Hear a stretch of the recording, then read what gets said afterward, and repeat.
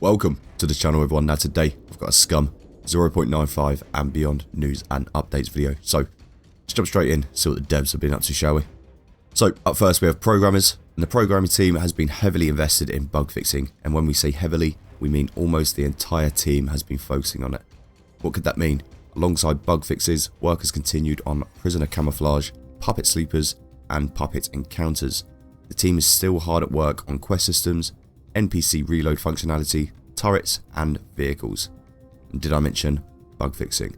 So just like the previous few weeks, we've seen a lot of obviously bug fixing going on behind the scenes, etc. But it looks primarily like they are focusing heavily on this now this week.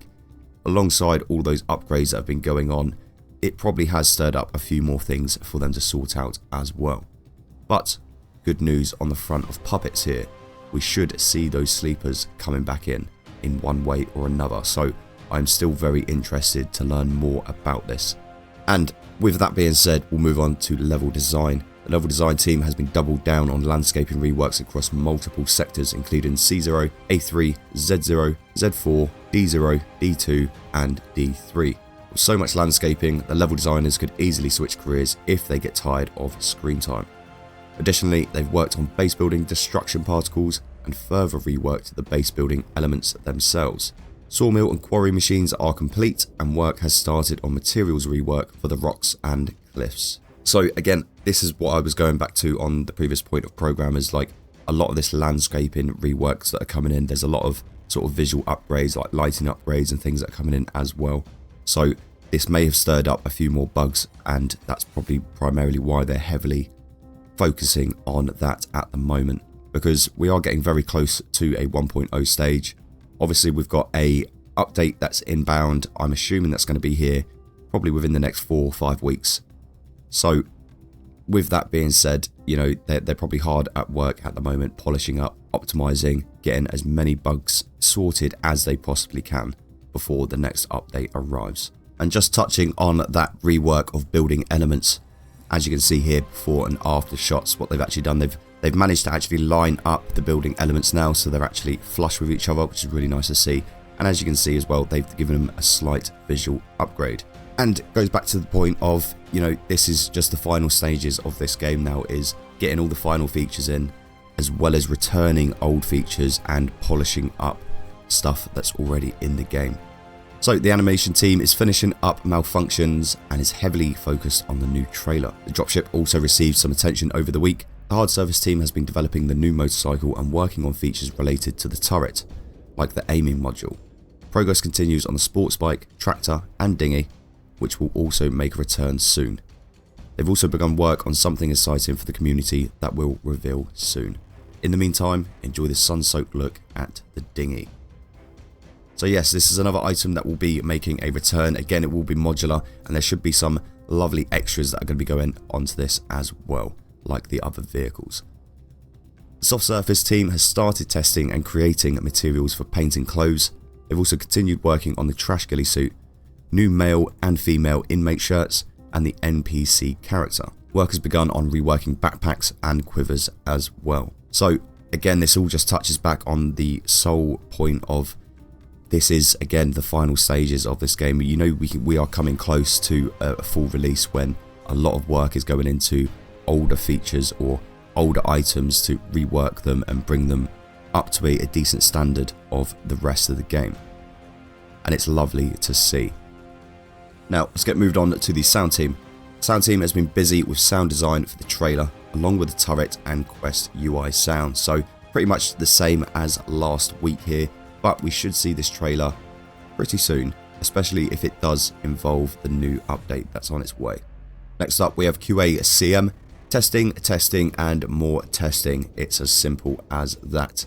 And of course, like I say, each week and every week guys, if you have any suggestions, bug reports, etc., you can send them across to Steam General Discussions and Bug Reporting, or use their official website. There's a link down in the description for it.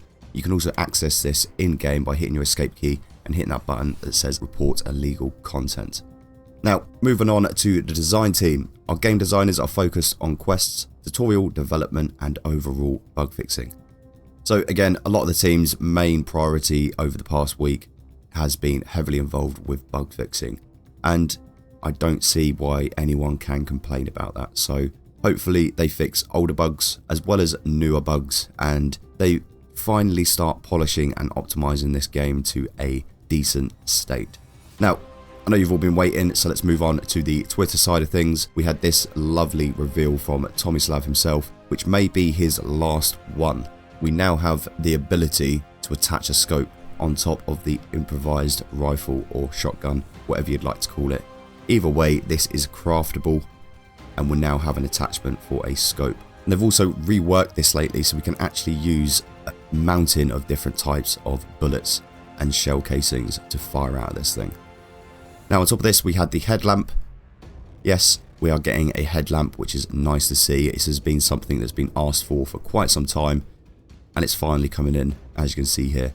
Other than that, we have the Spectre scope. This is also going to be coming into the game, hopefully with the next update that we should see in the next few weeks. What a beautiful sight to see. Now, that is pretty much going to be it from this week. I'm going to jump in quickly and we're going to watch the Friday's behind the scenes video, get a quick look at that, and that'll be us. So thank you for joining me. Quick shout out to our channel members. If you liked today's video, remember to like, subscribe, and hit that notification bell so you stay up to date with all the latest Scum news. Till next time, see ya.